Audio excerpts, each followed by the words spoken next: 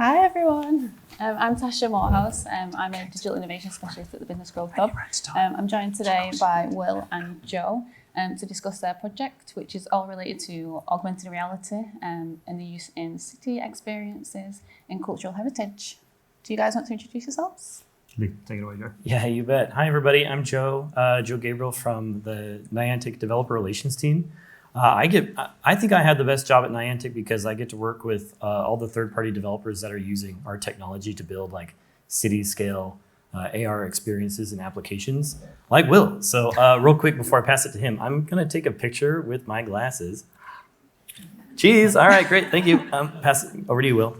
How do I follow that? So I'm Will. I'm creative director of Sugar, and I get to use cool bits of tech to make unusual projects for everything from entertainment to education to science, using a lot of stuff that Joe makes to enable us to do it. And it's great to be able to have a bit of a chat about it today. Yeah, sounds brilliant. Thank you.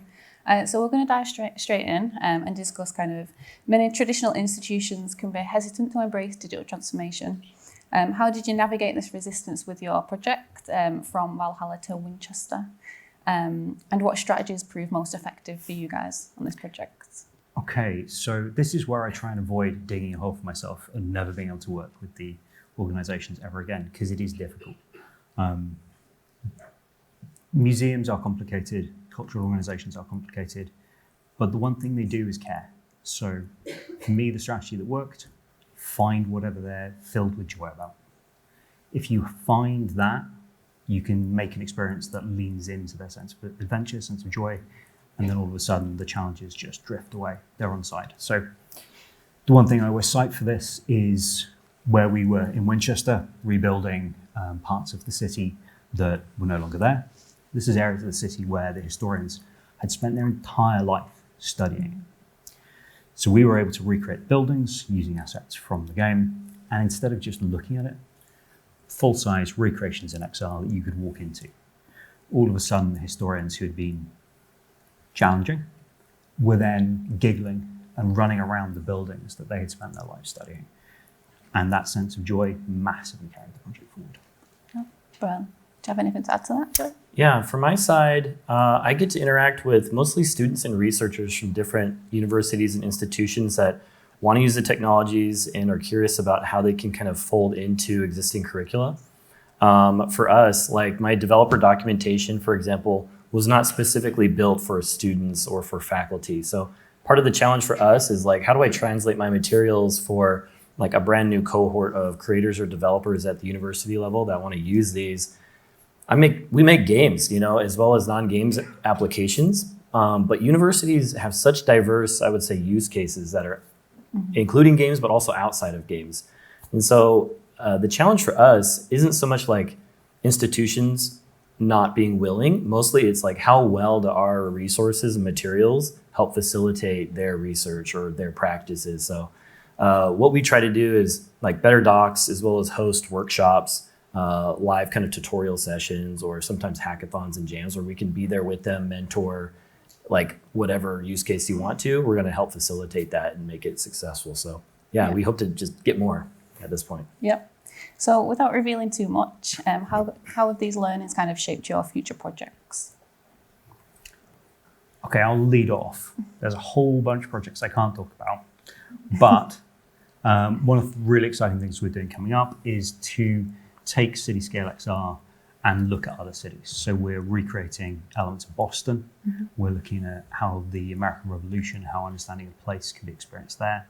We're looking also at a number of specific streets across the UK, looking at the intangible cultural heritage, very much inspired by a lot of the move towards enshrining that, how that is going to be made real, made manifest, and made permanent through digital layering and digital twins. Yeah, nice. And yourself? Yeah, and I prepared a video for this question, so hit it, Stephen. That's the one. So what you're seeing right now, and I'll talk kind of over this, is kind of the global map of locations that we have 3D data for. Through our tools, you can go directly in, you can download this 3D mesh of this like city location, whether that's a school or a public location, bring it directly into your creative tools. And then you can author AR content directly through our web tools. Niantic Studio, we've learned not everyone wants to download a mobile application when they want to do a brand activation or a location thing. So instead, web technologies have become so much more powerful that we can leverage these for like easily accessible, either student-driven or agency-driven creativity. So that's a really recent thing that we're like pushing forward right now. It's in beta, so kind of using the web technology as a way to push, city scale XR forward is something that Niantic is putting a lot of resources into right now. Nice. So is this type of platform available for anyone to use? Yeah, totally. Yeah. In fact, like Niantic right now, most people know us for Pokemon Go and making kind of global map-based community social games this way, but our internal tools have now become public, both for like games, institutions. I work with a lot of small indies or like small to medium-sized teams, but there's also large corporations and businesses not making games that they just want to take the data, the city data, and then use it for industrial use cases, for simulation trainings, for travel and tourism, or for cultural heritage. And so they're kind of like using the map data and the 3D data of locations and objects for like really diverse use cases that way. Okay, nice. So how do you envision these city-scale AR experiences kind of evolving over the next few years? So right now, what you saw up here in this video is something we call our visual positioning system, or VPS. And we originally started testing this using a technology called LiDAR, which is pretty good, but it's inherently kind of small in scale, narrow in scope. And so like you can kind of do accurately within like 10 or 15 feet away from you in these spaces. So you get these little snow globes, of like accuracy here. What we really want to see is much larger scale of scans that you can get reasonably well with like just mobile devices. So think like football arena scale, areas that you can rapidly scan and then have that 3D data that you can build on top of. Or here is kind of a historic part of the city or town or a public place or a park that's wide, and we want to do, we want 1,000 people to go play a tower defense game in real life, at a public park. Like it's these kinds of city scale things that we see them working well and operating nicely in kind of a small form factor. But how do we 5x that, 10x that, in the near future? That's kind of where we see things evolving. And also, every telco out there will tell you like 5G, Joe, how do you get 5G, into these experiences, And so understanding how do these technologies work well on mobile phones, and then in the not too distant future, I hope, like into AR glasses. So it's an exciting space that we all get to work in. Yeah. Do you have anything to add to that? Very much, but it's the same thing, but from the other side. Yeah. So with my creative director hat on, the thing that really inspires me is not just that those technologies exist. It's the fact that it no longer means that we're tethered to the limitations of the technology.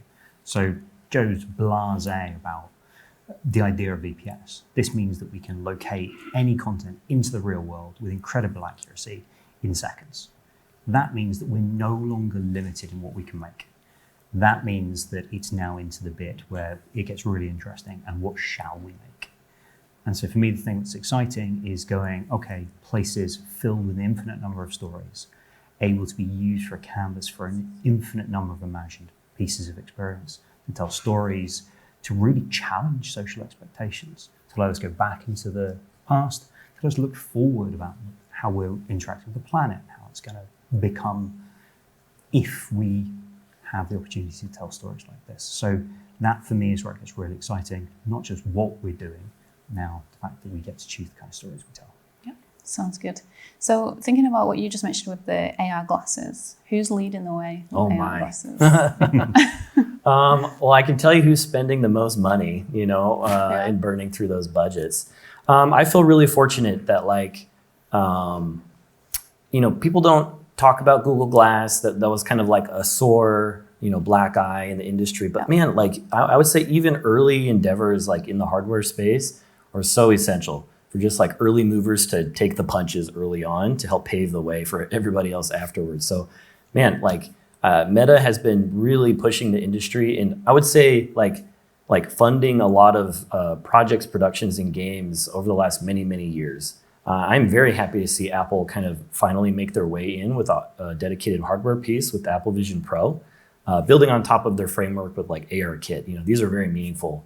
And I know that there's going to be more like headset and hardware, formats that come out, and like this competition can only lead to more opportunity, and developers want to go where the users are. If you're going to put your heart and soul into a creation, there needs to be an audience there to build that. So building kind of, adoption is a expensive and difficult challenge, but it's the right problem to try to be figuring out right now. Yeah. So do you think kind of people are going to start adopting AR glasses? Or do you think there's a huge barrier there to...